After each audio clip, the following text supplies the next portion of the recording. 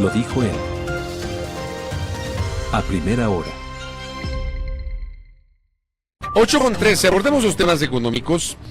Ecuador baja su riesgo país a menos de 900 puntos por primera vez desde el 2022, titulaba el portal Primicias en su nota del día de ayer. El indicador económico cayó 898 puntos, su nivel más bajo en 3 años. La reducción coincide con la aprobación de las leyes urgentes impulsadas por el gobierno de Daniel Noboa. Le quiero preguntar al analista económico José Abel Defina si va por ahí la cosa y cómo mira justamente esta reducción del riesgo país. José Abel, bienvenido, buen día, qué gusto. Buenos días, Fabricio, buenos días, gracias por la invitación. Bueno, la situación que tiene el riesgo país efectivamente es una bajada significativa a partir de las elecciones, pero todavía nos falta muchísimo para que esa reducción del riesgo país realmente se convierta en una situación atractiva para los inversionistas. 900 puntos para los negociadores del gobierno, para el presidente de la República, no es ningún vergel, no es ningún jardín para negociar la inversión que estamos tratando de traer desde el exterior. Y por tanto, ¿a cuánto debería bajar ese riesgo país? El menor riesgo país que ha tenido el Ecuador es de 256 puntos, que fue en el año 2009, poco después de este tema de forzada renegociación de la deuda por parte del expresidente Correa. Y entonces esos 256 puntos harían, o llegar a niveles como esos, haría al Ecuador realmente atractivo para los inversionistas extranjeros. Chile tiene un riesgo país que está alrededor de los 100 puntos, Perú anda con un riesgo país alrededor de los 150 puntos, por lo tanto, para que sea atractivo el Ecuador para los inversionistas extranjeros, todavía nos falta mucho de bajar ese riesgo país. El gerente del Banco Central, Guillermo Avellán, dijo hace pocos días que el Ecuador empieza ya un periodo de recuperación. ¿Para usted realmente es así? Sí, tenemos una situación de recuperación que se ha visto en los números que están disponibles hasta el mes de abril de este año. Hemos podido ver que ha crecido las exportaciones. Esto fue lo que nos salvó en el año 2024 de realmente una debacle económica. Pero hay condicionamientos también. Es decir, el Fondo Monetario Internacional no proyecta lo que proyecta el Banco Central, que es un 2.8%. El Fondo Monetario Internacional no proyecta lo que el presidente Noboa proyecta, que es un 4%, es más optimista que el gerente del Banco Central, pero el Fondo Monetario Internacional proyecta un 1.7%. ¿Por qué? Porque hay consideraciones que hacer. Hay una probabilidad de que volvamos a tener los estiajes, que volvamos a tener la situación de corte de energía eléctrica, y eso, de acuerdo con el Banco Central, le costó al país el año pasado 1.900 millones de dólares, que viene a ser aproximadamente el 1.6% del PIB. Entonces, si tenemos apagones, ese 2.8% que proyecta el Banco Central no va a ser 2.8, sino que va a ser 1.2%. Pero entonces eso quiere decir que no vamos hacia una recuperación económica, teniendo en cuenta que el año pasado tuvimos el 2%. Tuvimos el 2% negativo, correcto. Estamos en una recuperación económica, pero si hay apagones se vería frustrada esa recuperación. Ningún inversionista, a pesar del optimismo que ha despertado a partir de esta estabilidad política que tenemos, ningún inversionista va a comenzar a hacer inversiones si no va a poder recuperar esas inversiones o va a tener problemas en los 3 últimos meses del año para cubrir los flujos que demanda recuperar esas inversiones. Entonces, tenemos una situación en la cual estamos condicionados por este shock externo, que es esta situación de apagones. Es externo porque es externo a la voluntad del Estado ecuatoriano o externo a la voluntad de los ecuatorianos. Y precisamente creo que en el último anuncio que hace el Ministerio de Finanzas de un acuerdo con el Fondo Monetario Internacional, cuando habla de esos shocks externos se refiere al peligro que existe con respecto a esta situación de los apagones, que podría un poco dar al traste con la recuperación. Esos apagones, ¿de qué estamos hablando? Estamos hablando de que en esa comunicación que es el Ministerio de Finanzas hay 1.000 millones de dólares. Esos 1.000 millones de dólares van dirigidos a cubrir ese shock externo. ¿A qué me refiero? Es posible que el gobierno tenga planes ante la imposibilidad de tener la energía ya fija, traer más barcazas para poder suplir la falta de energía de esos meses. Bueno, pero el tema es que... Y eso le va a costar dinero. El tema es que, a ver, el gobierno, más allá de lo que usted dice, el gobierno de turno sí tiene una corresponsabilidad sobre el tema de los apagones, o sea... Por supuesto, sí. Tiene que garantizar, obviamente, la suficiente energía, digo yo, termoeléctrica, porque no puede mandar sobre el tema hidroeléctrico, pero sí termoeléctrico, para de alguna manera proyectar que no va a haber apagones. Entonces, no es tan externo del gobierno, ¿no? Bueno, lo que es externo, me refiero, es el hecho de que no es tan externo, pero a lo que se refiere es el hecho de que haya estiaje, de que no haya suficiente agua para que funcionen las hidroeléctricas, claro. Y eso lo consideran un fenómeno natural, un evento natural, y por lo tanto en ese sentido es un shock externo. Pero obviamente que el gobierno tiene esa corresponsabilidad, ¿verdad? Pero lo que le importa al gobierno en estos momentos es que llegue el mes de septiembre y no tengamos estos cortes. Y para ello son esos $1.000 millones para poder traer esa capacidad y no tener esa situación. ¿Solo lo que ocurriría en septiembre con el tema del estiaje y la energía eléctrica podría afectar a esta recuperación, o también los índices de violencia que tenemos actualmente? El 2025 podría considerarse uno de los años más violentos en la historia del Ecuador, la historia reciente del Ecuador. Definitivamente, pero eso ya está dentro de lo que está tomando en cuenta la proyección del Banco Central, ¿verdad? Porque ya toma en cuenta ese peso que tiene la criminalidad, que es alrededor de un 3.5% del PIB. Y si el Ecuador no tuviera esa criminalidad, pudiera crecer de una manera mejor, o tendría un mayor Producto Interno Bruto, una mejor economía. Eso ya está tomado en cuenta. Lo que no está tomado en cuenta, y que sí lo toma en cuenta el Fondo Monetario Internacional, es el ajuste que podríamos tener con medidas que van dirigidas hacia la creación de nuevos impuestos. No estoy hablando del IVA, pero impuestos de otro tipo que vayan hacia los sectores de mayores ingresos, y la eliminación de subsidios. El subsidio es una especie de antiimpuesto, ¿verdad? Porque en lugar de quitarle dinero al bolsillo, le pone dinero en el bolsillo. La eliminación de subsidios... ¿Subsidios a qué? La eliminación del subsidio al diésel, eso... ¿Usted cree que eso es inminente? Eso es inminente, además, porque la coyuntura es adecuada. Fíjense, en el año 2022, que es con lo que trabajan la mayoría de los analistas, o lo que sale en los periódicos, hablaban de que el Ecuador perdía alrededor de 3.600 millones, o le costaban 3.600 millones de dólares los subsidios. En la actualidad, los subsidios le cuestan al Ecuador tan solo 750 millones de dólares. ¿Sí? ¿Por qué? Porque ha bajado el precio del petróleo, porque ha bajado el precio de las gasolinas, porque, bueno, sobre eso no hay subsidio casi ya, pero ha bajado el precio del diésel. Entonces, lo que tiene que cubrir el Estado como subsidio es mucho menor. Por lo tanto, es un buen momento, porque no lo vamos a notar no lo van a notar los transportistas al momento de cargar diésel en sus vehículos, que es el mayor rubro de gasto de diésel, y al no notarlo, entonces es posible quitar el subsidio. En estos momentos la coyuntura es adecuada. No quiere decir qué va a pasar, que cuando sube el precio del petróleo, los transportistas van a decir, de por gusto me dejé quitar el subsidio, ¿verdad? Pero en estos momentos no lo van a notar y lo van a aceptar.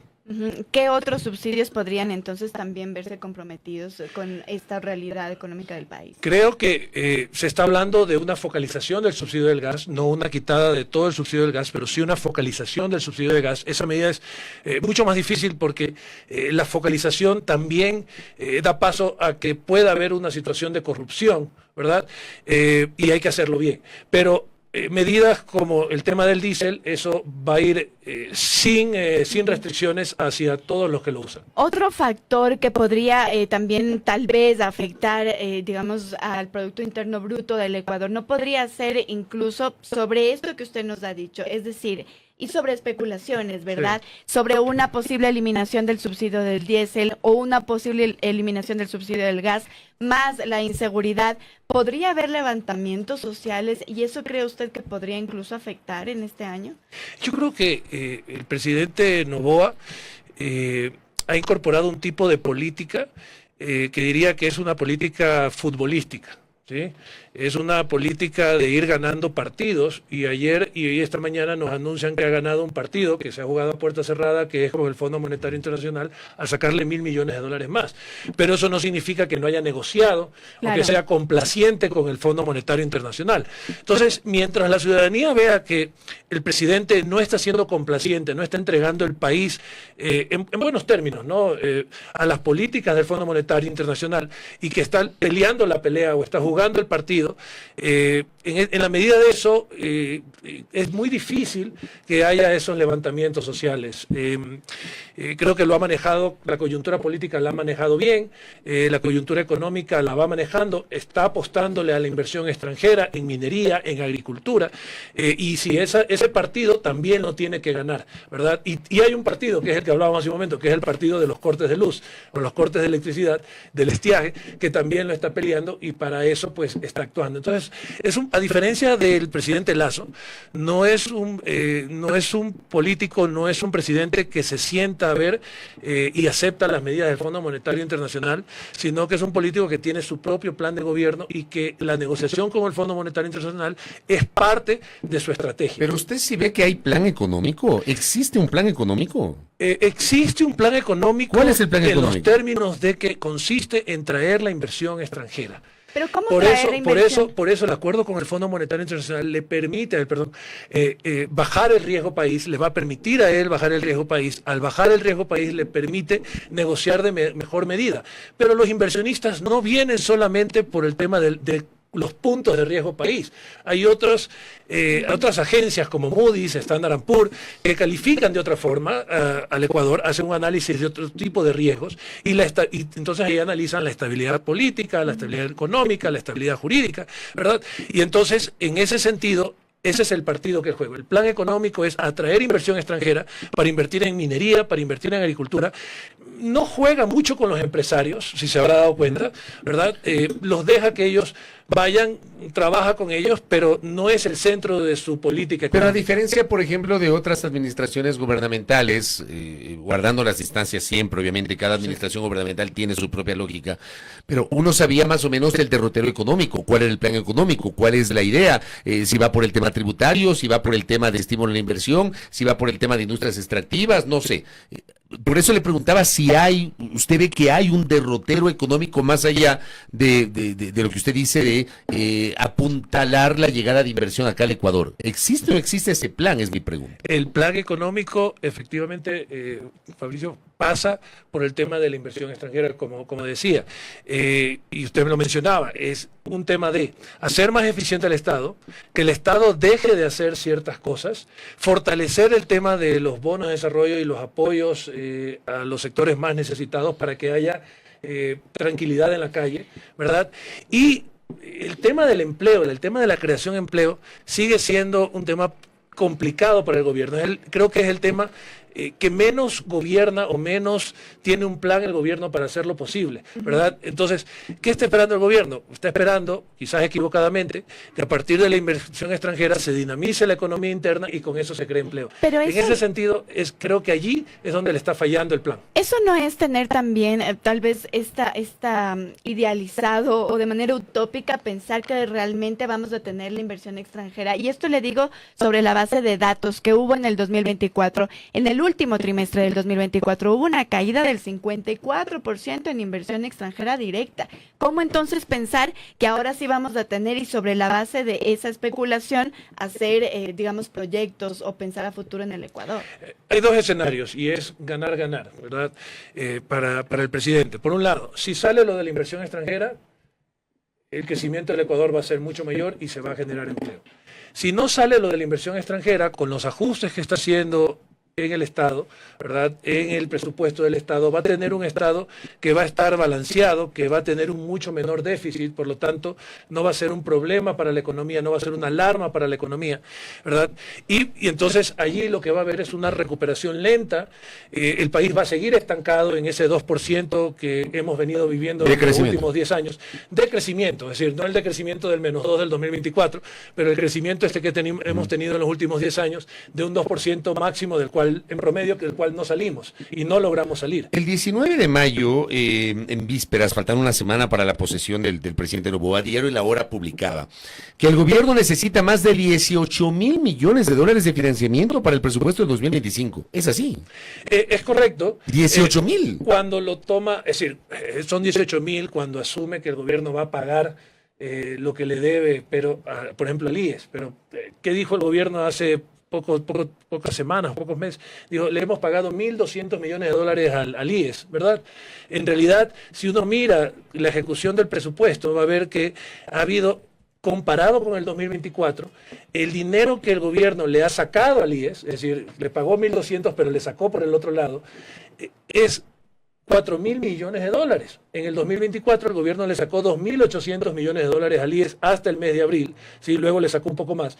Y hoy, hasta el mes de abril, le ha sacado 4.000 millones de dólares. Quiere decir que el gobierno está financiando, por un lado dice que paga, y ahí están esos 18.000 que hacen cálculo algunos analistas, pero no está tomando en cuenta que el Estado, el gobierno ecuatoriano, tiene el poder también para hacer que el IES le vuelva a prestar.